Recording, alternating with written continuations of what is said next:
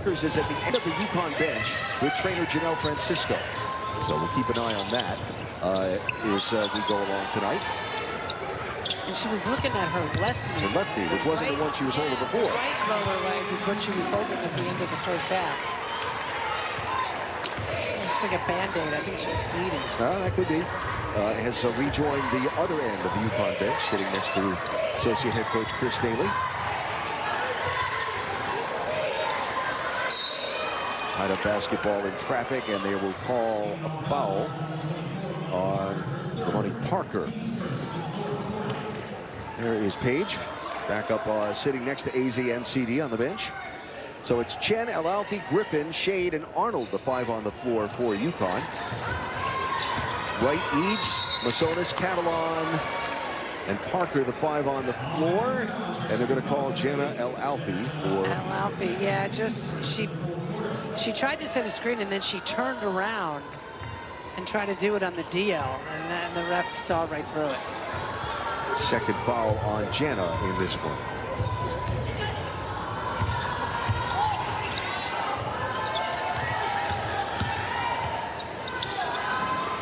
Parker, no.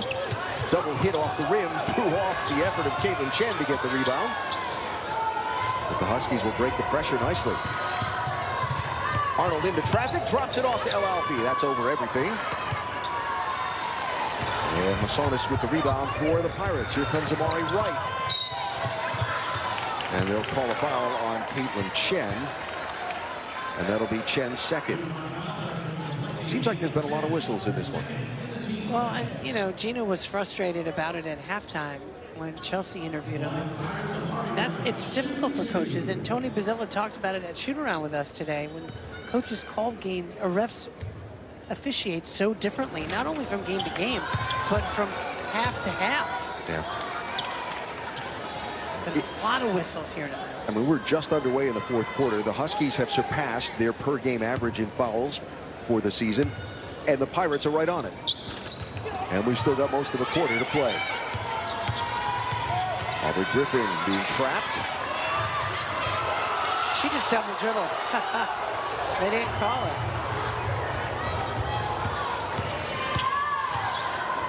She'll draw contact at the other end and get the foul. And Tony Bozzella's got to be so frustrated. His team did a phenomenal job with the full court. If the official thought that one of the Pirate defenders got a hand on the ball and knocked it out of Griffin's hands, but certainly the Pirate bench didn't think so. And nor did Bozzella, nor did the Pirate band, who's across the gym from the bench. Drummer probably had a pretty good view of that. Masonis left alone. That shot rattled out, and Alalfi corrals the rebound for UConn.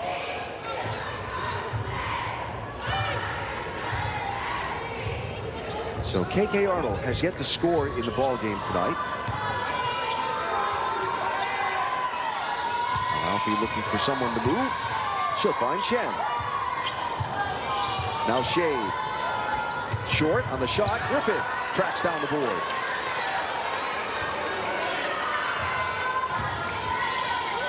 Draws the applause of the UConn family and friends section sitting behind the Husky bench. Alalfi from way outside, and that missed everything, but gets saved by Shade, and the Huskies get a bucket out of it.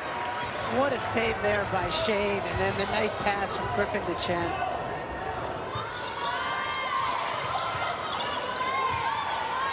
Probably the third time tonight, like 3 hands have touched the ball within like a second and a half or 2 seconds. Try to get the ball into Masonis. The double team comes.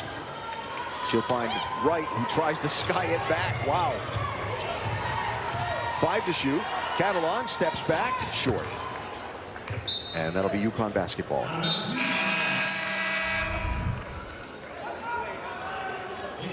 So you see it's an air ball. Ashlyn Shade comes out of nowhere, saves the ball.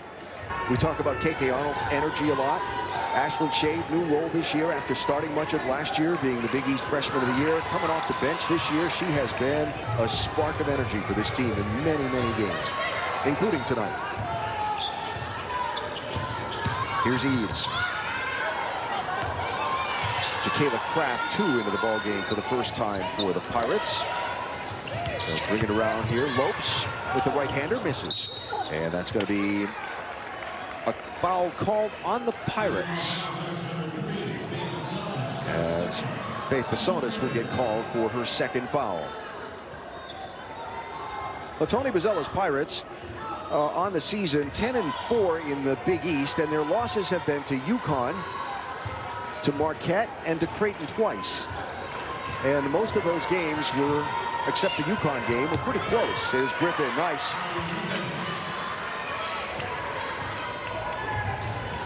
They come in, the Pirates do, in 3rd place in the Big East, and Bozzella knows that he wants to protect that 3rd spot over the final 4 games of the season for them. As Lopes lets it fly and gets another 3 from the corner. Stamford, Connecticut's Yaya Lopes has been the leading scorer in the ballgame tonight for Seton Hall. She's up to 15. Speaking of scoring, a couple of steals to go with it on the night for Paige Beckers. Paige on the bench. It is Arnold, Shade, Griffin, El Alfi, and Ali Zabel into the ballgame for the first time for the Huskies.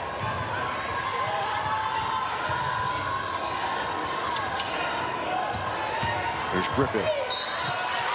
Gets the bucket and the foul. Double figures for Griffin. That's where Griffin is just so difficult.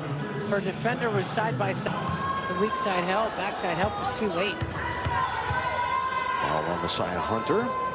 So 12 points for Aubrey Griffin, a new season high for Aubrey tonight. And then it comes at Seton Hall, where both of her parents went to college and were standout collegiate athletes, is not really that much of a surprise.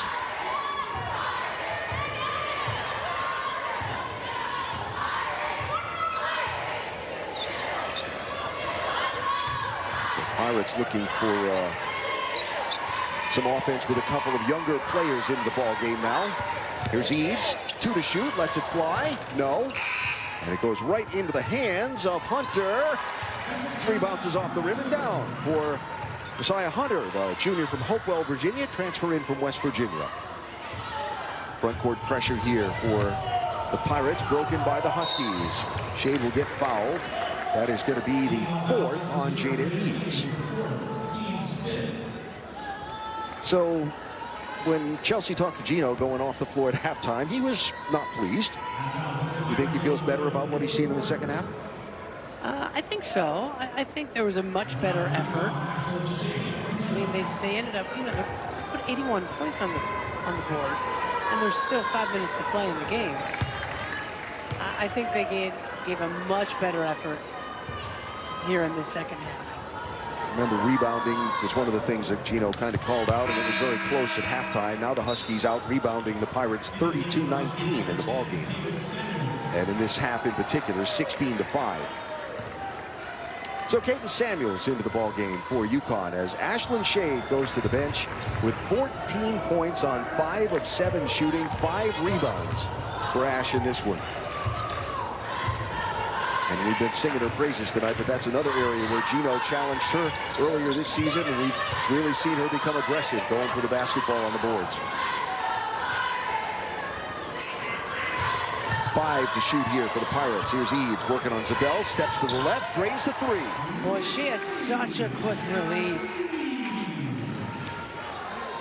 So the freshman, who is 2nd in the Big East in 3-point field goal attempts and 5th in makes, has her 2nd make on 6 attempts on the night and 12 points for Eads. And she's only 5'7".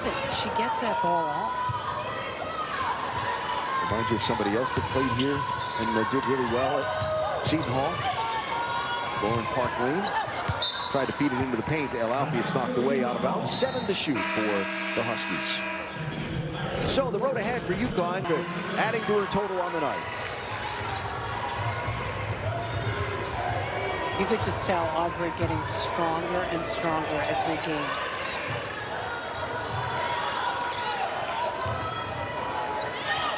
Eads left alone. No. And a long rebound goes to Kraft. She finds Hunter, but missed the shot from the free throw strike. Pirates shooting 38% tonight from the floor, 19 of 50, 40% from outside. UConn 4 of 14 from 3, that's 29%, but they're 64% from the floor, 32 of 50. There's the bell. Back iron. And Hunter with the rebound for the Pirates.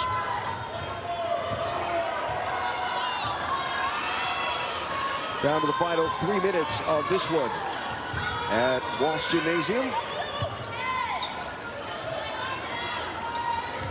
The errant pass there be a turnover by the Pirates to UConn. Nikki Lattarulo and Karen Walters standing by with a full recap of tonight's game. Plus, you can hear Gino Auriemma's post-game news conference on the UConn women's basketball.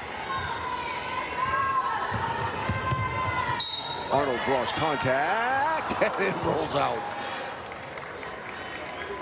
That is going to be the 5th foul on Jada Eads. And she will be done for the ball game with 12 points for the Pirates.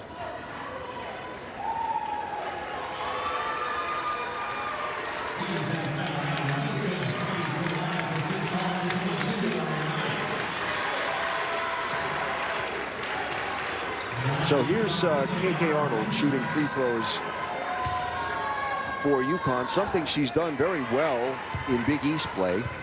She leads the team in free throw attempts and free throws made in Big East play for KK, her first point of the night there. So Paige Beckers commented in the locker room, according to AZ Flood, after the ball game down in South Carolina, that game had to be the standard for this team. We didn't necessarily see that standard in the first half. But they rallied, and I thought the second half was better. No complacency here.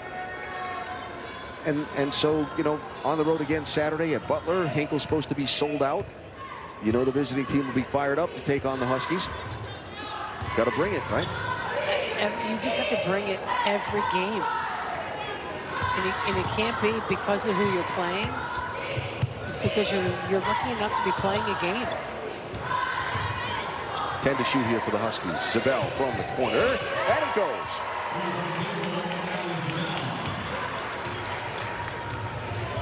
So that is the first made 3 for Zabel in the ball game. 1 of 2 shooting.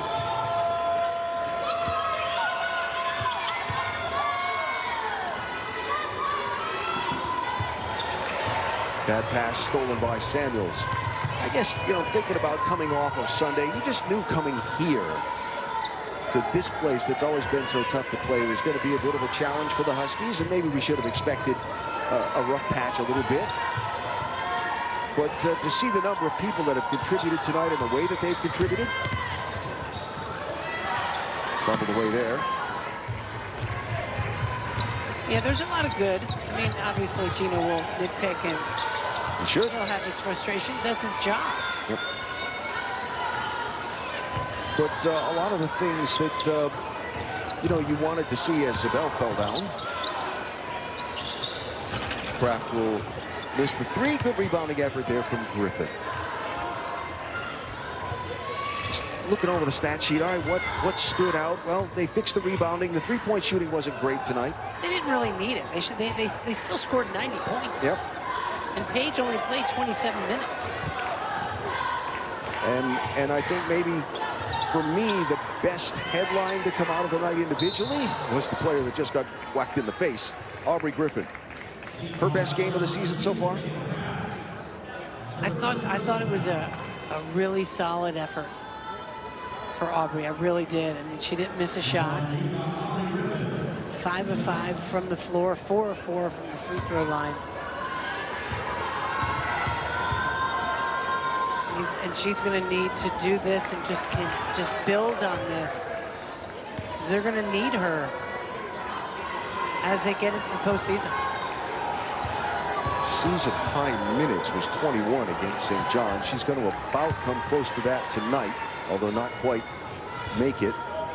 But inside the final 30 seconds in this one. So Paige with 23 going to lead the way for the Huskies. 5 in double figures tonight. They do turn the ball over 15 times, but out-rebound the Pirates and force the Pirates into 19 turnovers on the ball game. And that should be how this one winds down. 41 consecutive wins over the Pirates for the Huskies tonight. Remarkable. Wow. It wasn't easy.